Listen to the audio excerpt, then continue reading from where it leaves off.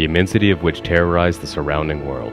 With its vast numbers of people from over 30 countries, its armies was the largest in the world at the time. Even without the army, the technologies and enhancements in mechanical weapons, such as the catapult and the ballistae, spoke for themselves.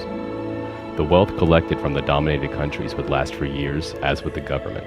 Rome's power persevered and continued to strive for and conquer for over 500 years.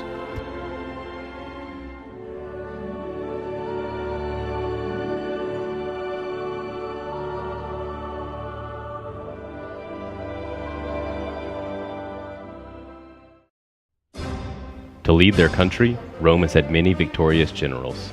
Born in 267 BC, one of the first triumphant generals went by the name of Scipio Africanus. Scipio was considered one of the greatest generals in all of history. He took lead of the Roman army during the Second Punic Wars against Hannibal and his notorious war elephants. First, he beat the Carthaginians in Spain, in which he was a major underdog.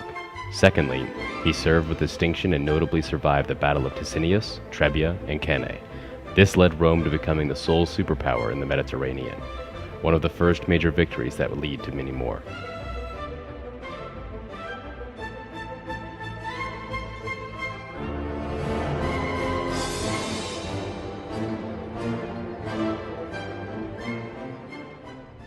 Responsible for the downfall of Macedonia, the great general Lucius Macedonicus was born in 229 BC.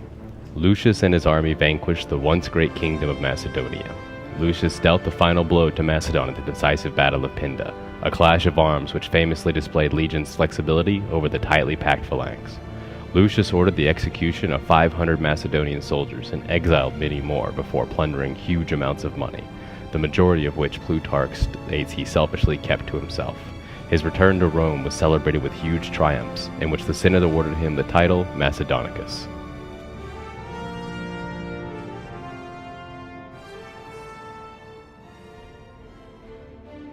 A century later, the most memorable general is born in 100 BC, Julius Caesar.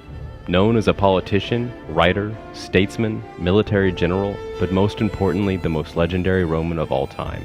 He was responsible for conquering almost half of Rome's territory. In 52 BC, his greatest battle took place at the Siege of Alesia. All of his military stood behind him. If he so chose, his army would overrun that of Rome's and they would follow without question, which was attempted. When he returned from France, he bestowed the name Dictator for life, and all the commoners rejoiced. So great was his power, it intimidated the politicians and other generals up until his assassination in 44 BC.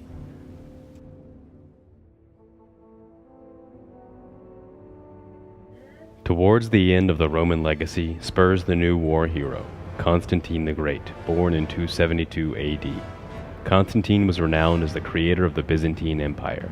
He was a great military commander, winning major victories over the Franks and Alemanni, and later the Visigoths and Sarmatians.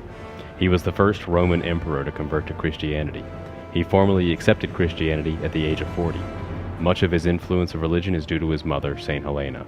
At the age of 64, Constantine fell ill and was baptized in the River Jordan before he died.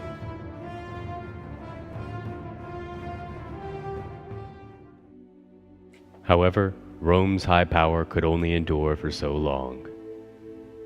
By 476 CE, the Western Roman Empire wielded negligible military, political, or financial power and had no effective control over the scattered western domains that could still be described as Roman. Invading barbarians had established their own polities on most of the area of the Western Empire. While its legitimacy lasted for centuries longer and its cultural influence remains today, the Western Empire never had the strength to rise again.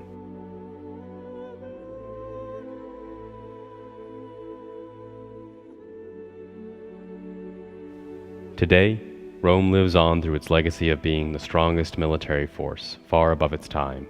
They are remembered for their perseverance and retaliation after being vanquished by the Germans. They still carry on today in the form of their inventions, like the aqueducts, plumbing, air conditioning, and their beautiful art form. Their existence is documented through their innovational architectural styles such as the famous bathhouses, Pantheon, intricate arched bridges, and the legendary Colosseum.